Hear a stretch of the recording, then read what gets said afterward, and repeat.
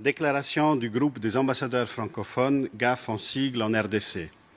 Nous, membres du groupe des ambassadeurs francophones en RDC, réunis en ce jeudi 20 mars 2025, Journée internationale de la francophonie, représentant des pays aux cultures et histoires variées.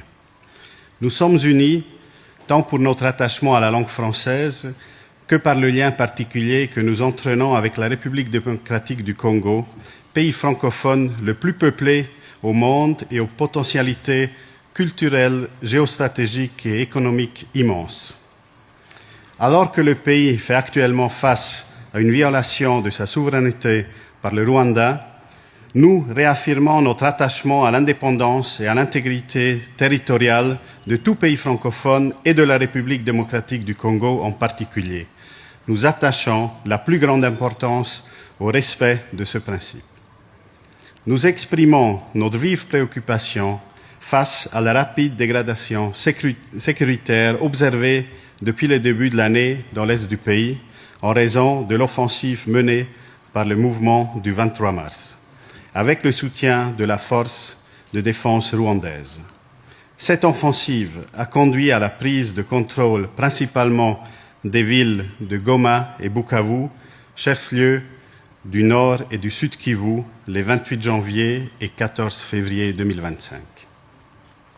Nous nous inquiétons des conséquences humanitaires dévastatrices de cette offensive et des violations des droits humains commises à l'égard des populations, en particulier les cas de violences sexuelles à l'égard des femmes et le recrutement forcé d'enfants soldats. Nous appelons à la cessation immédiate des hostilités, au retrait du M23 de toutes les zones qu'il occupe illégalement et au démantèlement des administrations parallèles illégitimes qu'il a mises en place. Nous demandons également aux forces de défense de tout pays tiers non invités de cesser tout soutien aux groupes armés rebelles précités et de se retirer immédiatement et sans condition du territoire congolais. Nous demandons la fin des attaques contre les civils, les personnels humanitaires et les personnels des Nations Unies.